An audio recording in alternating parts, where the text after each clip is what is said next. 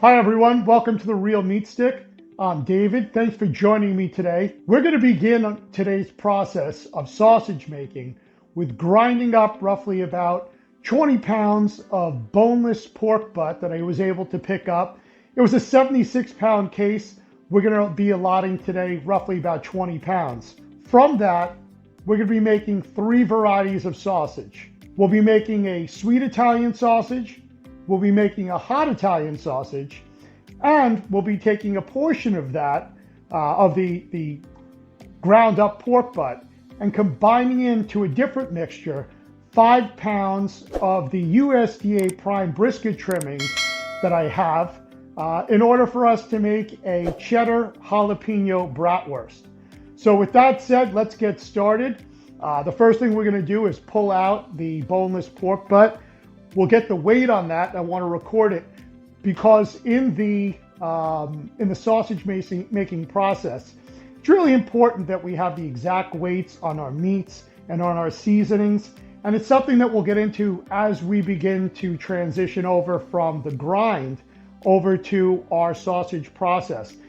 One of the things, just to get ahead, that we want to keep a look at is the amount of salt that we have in. Usually I like to have about 1.5% salt, and then that number could get higher, maybe as much as 1.75%, especially if we're adding cheese in, or if we're using a pre-made mix. It's still necessary based upon the weight of the mix, the amount that needs to be combined in with the total pork weight. So for example, if we had a pre-made seasoning that was in a half-pound bag, it might be recommended that it's for 25 pounds of sausage. So we would need to adjust the total amount of seasoning we're using based upon the total pork quantity that we're going to be using in our sausage. Or even if it's another protein, say it was turkey, or it's a combination of a beef along with a pork. So with that said, let's get started. I'm going to go ahead and get out this IBP pork butt that I have, and we're going to begin the cutting process.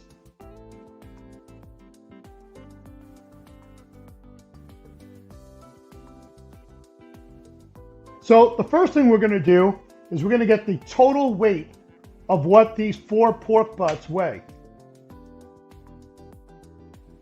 So here we have 19 pounds on the first piece, or rather I should say the first package is 2 in each package.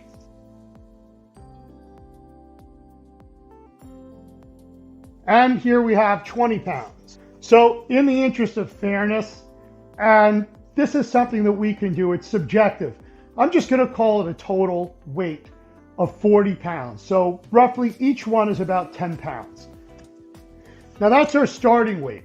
As long as this fat covering is all fat and it's not skin, we're going to utilize every bit of this. However, if we were dealing with a pork shoulder that was skin on, something that I would do is I would take the skin off, and then I would use my curved boning knife and I would fillet the fat off of the skin. I don't have a usage right now for the skin.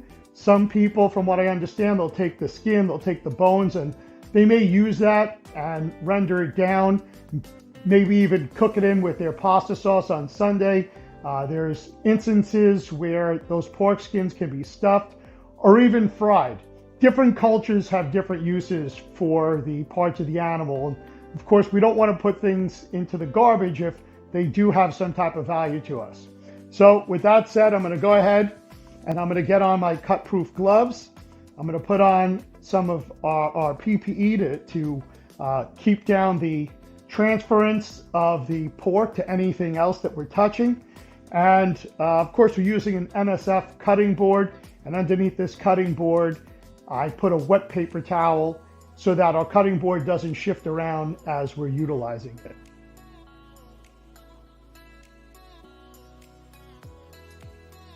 One of the other comments that I got, and by the way, if you can like, comment, and subscribe to either the YouTube channel or possibly Rumble, if that's what you're watching this on, and that would be at Real Meat Stick. I'd really appreciate it. I'd love to be able to read some of the comments and get the feedback. so that I know what you as an audience like, what I can do better, and what other videos that I can put out for whether it be for explanatory purposes or product reviews. So as I was saying, I had a close friend of mine review some of the videos I had done prior, and he mentioned to me that he understands the difficulty of being a one-man show right now, and that it's important for me to try to frame myself in the middle of the video.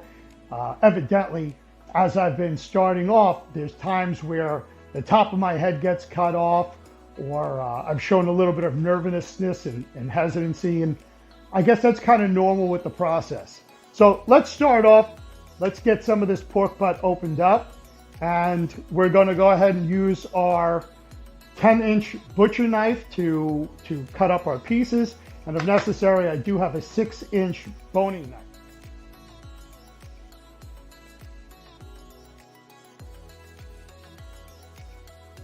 Hi folks, David with The Real Meat Stick, and today we're going to be cutting up 40 pounds of boneless pork butt in order for us to begin our sausage making process.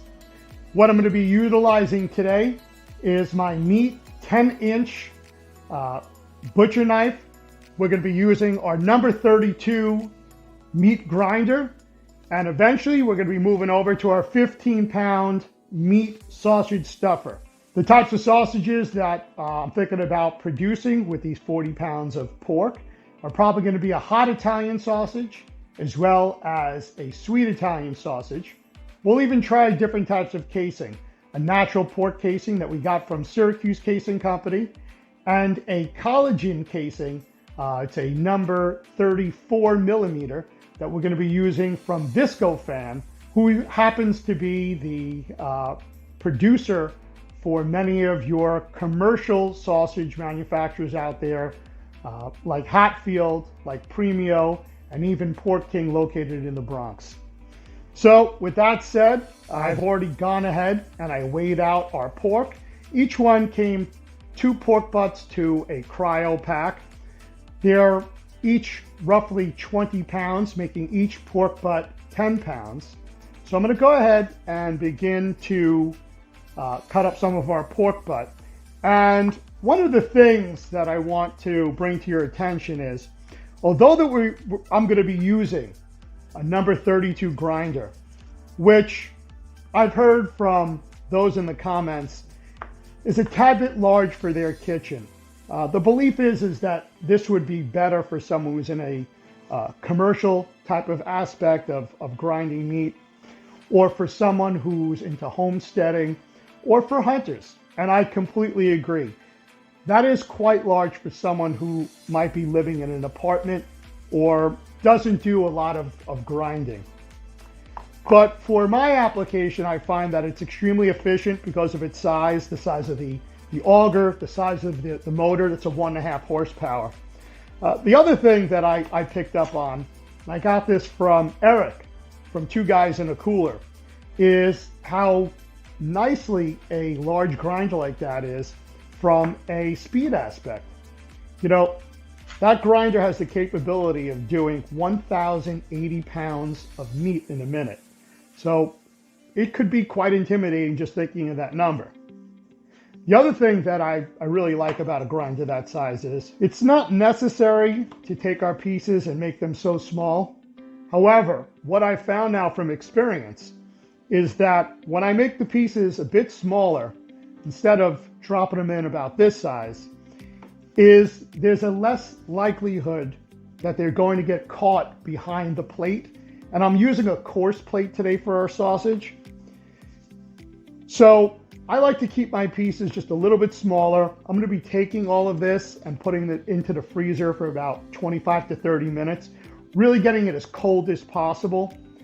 And then I'm going to put it through the grinder. One of the other aspects that I learned from Eric from Two Guys in a Cooler is that following my grind, there's usually some meat that's found right there on the auger, right behind the plate. So what Eric had demonstrated in his videos was some theories that people had come up with for the best way to get that meat out from behind the plate. And Eric experimented with using crushed ice, bread and putting more meat in.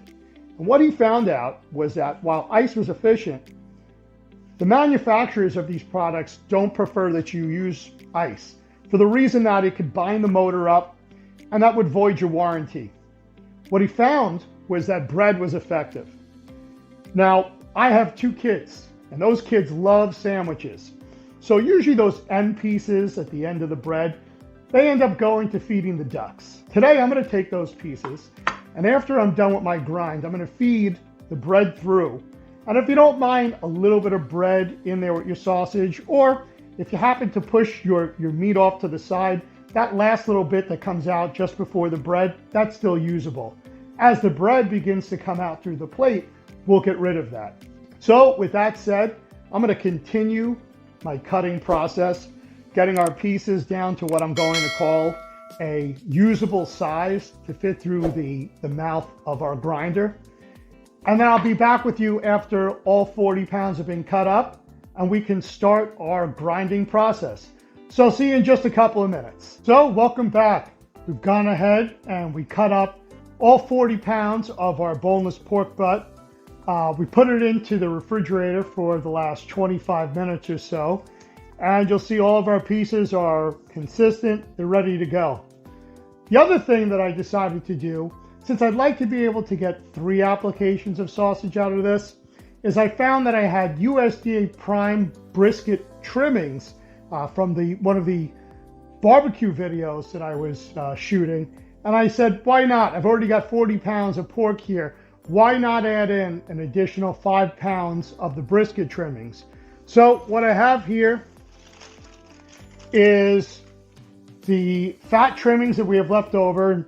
What I found is that with the fat from the brisket, it happens to be a much sweeter fat. So I think it's going to add nice flavor to our sausages. So I'm going to go ahead and put that in. This type of fat is actually called suet fat, which is different than the back fat that we would find on pork and some of the other fat that's located throughout the beef. Here's some of our trimmings to go with the suet fat. These you can see are still pretty much frozen. Pulled them out about 20 minutes ago. I wanted to keep them ice cold, but may have been a little overzealous on the time and didn't give it enough time to truly melt itself down to a more consistent feel. And here we have the actual pieces of brisket from our trimmings. I don't like to let anything go to waste.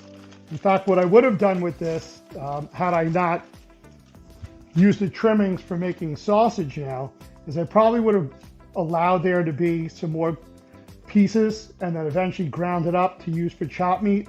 But this is a great application as well. We still don't have anything going to waste, and from that Packer brisket that I was able to get from Master Purveyors, I trimmed that off the bone. There was no gray areas that we might find in a cryopack brisket from a packing plant where the heat from the cryopacker ends up cooking the sides. Everything here was pretty much usable. There was very, very little waste. So I'm going to mix this through so that there's just an even mix of the pork and the beef. And you'll notice that I put the 32 grinder up there on one of my Walton 70-pound meat lugs. In fact, all of these lugs came from Walton's. The bags that are on the inside, these poly liners, I found to be amazing from the standpoint of cleanup. This makes everything so much easier. So this was our original Walton's 70-pound meat lug that we used prior as I was cutting it up. I pulled another one out that we're going to use for our grind. And then I took a third one and propped up the number 32 meat grinder, because what I found is the lip on these 70-pound meat lugs is higher than the opening, than the mouth on our 32 grinder. So at 5'9", I'm still kind of short. I actually have a step stool here, so I'm going to be stepping up on that in order to do our grind. That way, hopefully, I'm still somewhere in frame, but we'll give it a shot. So the first thing I'm going to do is take some of these pieces, get them up here into our large hopper. This should assist in getting the process started. I think these are still just a little bit too big for now. This we might be able to work with if I can just break them down a bit. Then we'll go ahead, put a couple of pieces into the opening of our machine. You don't want to start these up dry. It's not recommended to have the auger running without having a couple of pieces inside. And we're going to take our time. I'm going to move my stool a little bit closer and let's give it a startup.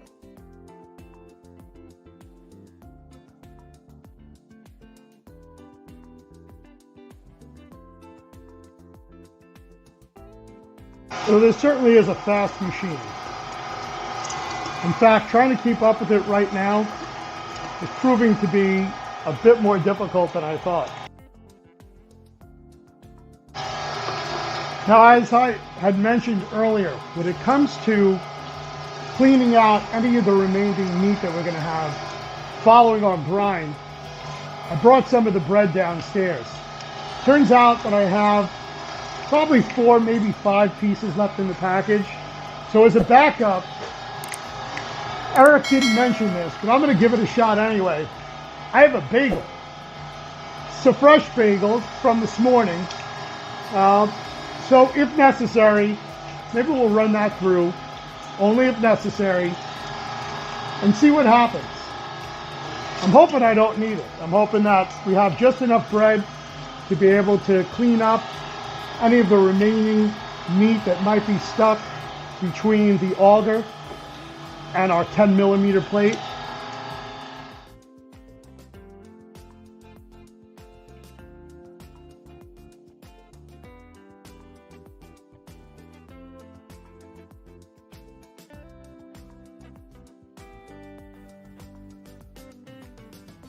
So, if we're going to make Italian sausage, we might as well use some premium Italian bread.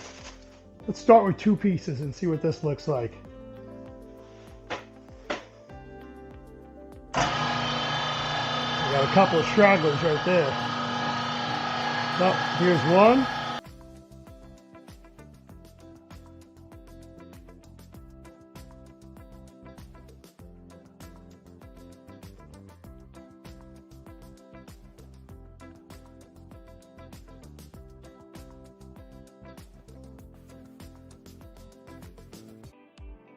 And it looks like we're just starting to get some bread right now.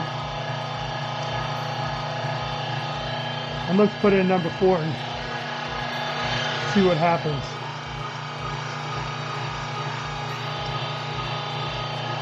Well, it looks like that's where our bread is coming out, right there. So we'll just put a couple of the crumbs in. That's it. And here's what we have, folks.